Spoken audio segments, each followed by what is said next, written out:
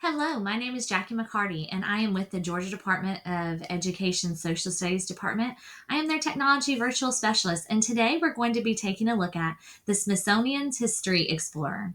The Smithsonian's History Explorer provides teachers and students with resources for learning on American history using object based learning strategies. They are able to pull up images and museum artifacts that can go with your lessons and activities that you're doing. They also have a list of standards based lesson plans that can be filtered out using your grade level and a different variety of options. We are going to take a look at how you could be using these in your classroom, how your students could interact with the media they have, like the audio, the video, and the different things, how you can be using them, how you can have your students pull these resources, and just what a great tool this would be in your classroom. So let's go.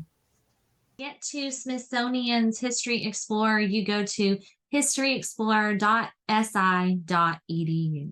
And you will see that we have some different links that you can click on to get started. There are lessons and activities, interactives and media, museum artifacts, themes, books, teacher resources, and additional web links. You also see that they have an Explorer tab where you can type in anything that you would like. You can also filter out the different resource types as well as your grade level range, the different history eras, and you can also cross-reference it by the different subjects. Have you ever had that moment where you're like, oh, I need a plan on whatever it is that you're teaching next in your classroom?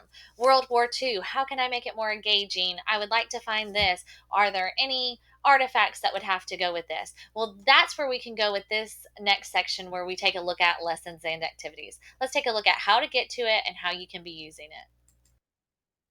The first thing we're going to take a look at is the lessons and activities. You can see again that they are filtered by grade range, the resource type, the historical era, and also the cross-curricular connections. If you wanted something that also had to do with math or science, you could click those as well.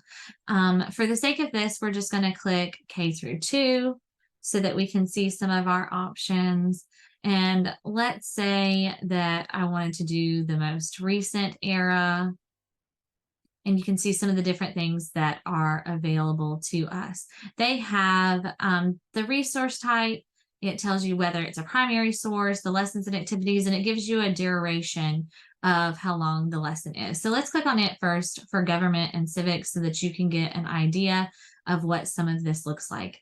It shows the national standards and all of the things that are available. You can also see a list of related resources. But to get this resource, you just click Get Resource. And then it takes you to where that one is available and all of the different things you're able to do from there. Maybe you want to find a video that you can show that you know is historically accurate, that you know is safe for your students, that you know is just going to be a great resource. Well, they have already been vetted within this site. Let's take a look at interactives and media, how you can find it, how you can use it. Okay, let's click on next the interactives and media. Let's take a look and see. This is where you would find your video resources, your audio resources, and some of the different artifacts like that. And you are able, again, to filter it out if you would like and find exactly what you are looking for based on what you are studying. Let's do 335 this time. And let's pretend like we are doing something with space travel and different things. You're able to see where you would use this with science and with history, and that they have a whole interactive lab available. And they have just compiled all of these different places. If you click Get Resource, you'll see again where it takes you to a different place, but resources that are appropriate for your age level, that have been vetted, that have been checked out, and that they know are from good resources. So again, just another great tool you can use. How cool is it when we get to show students different artifacts from different time periods? Look, this is what sunglasses used to look like. Look, these were the different tools that were used during this period of time. Or let's take a look at the cars. Well, we have that availability to us in the museum artifacts. So let's take a look at how to use it, where to find it. The next one we are going to click is the museum artifacts. And then here you are able to see pictures of different artifacts that are from around the world. This time, let's click 6 through 8 so that we can see the ones that may be going with that grade range. Let's say that I want one that's going to have to do with world history. And you can see that they have one that's going to talk about passports and different things. So you can click here. It tells us it's an art artifact. It's a primary source. It'll give you the standards again and just an idea of what's available. You can also see where they have some pictures of tools and different things that you're able to see across the different eras and year ranges that are available within those artifacts as well. Maybe you are entering a new unit and you know, I don't need just one thing. I need lots of things that I could put in to push the innovation this year and the different things that I'm doing. That's where themes come in. Let's take a look at it and see the availability of items for us. Let's go to themes.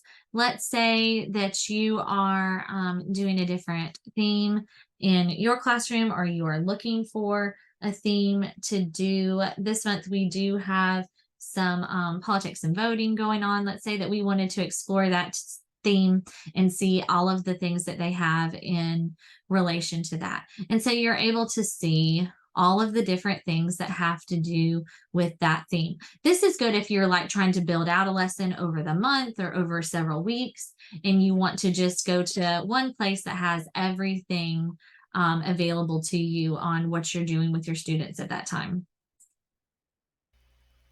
Maybe you're looking for a book. Have you ever thought, like, I could really use something new, something that my school library doesn't have? What book would be good to use here? I want to know that it is historically accurate. I want to know that it is recommended by someone. They have a list of books for us, and they even show you what libraries they are available at or if it needs to be purchased. So let's take a look at where it is and how you can be using it. Another great tool is the books. Have you ever wondered, like, is this going to be an appropriate book? Is this going to be a historically accurate book? Well, they have done all of that reading and checking for you. You can even see here ones that have been awarded different awards for the books, but here you go. And again, you can see where you're able to search. If you want to check the reading level for your students, let's say I want to do early elementary school, and you even can click if it is one that you're needing for bilingual. So let's say that I wanted something on George Washington, and we click early elementary, and we are able to see all of the things that are available to fit in with what I'm looking for. There's also a collection of web links available to you that you know that they have deemed appropriate and historically accurate. So let's take a look at those. Okay, if you click the web links, you are able to see reviewed websites, ones that they have checked, ones that they say are historically accurate, that are safe for your students, all of these different things. So, again, if you have your students doing their own project, if they are trying to look for materials on a project or things that you want them to do, and they're not just googling and getting information that may be inaccurate or say unsafe for them, this has compiled the list of safe websites and different things that they can use and access without any problems. Let's take a look at additional teacher resources. The next one we're going to take a look at is teacher resources. This kind of gives us some information about different things that we can find within the site. It talks to us about guides to teaching with these primary resources, different webinars that they have done on these, and some different things like that. This is also a site that you could allow your older students to pull some resources as they are doing different projects and different things. So they're just kind of showing you some different things and ways that they think their site could be used. If you're thinking, I would love for my students to be able to use this website, but how do I walk them through it? They have created a website walkthrough for you where they show you how to use this site.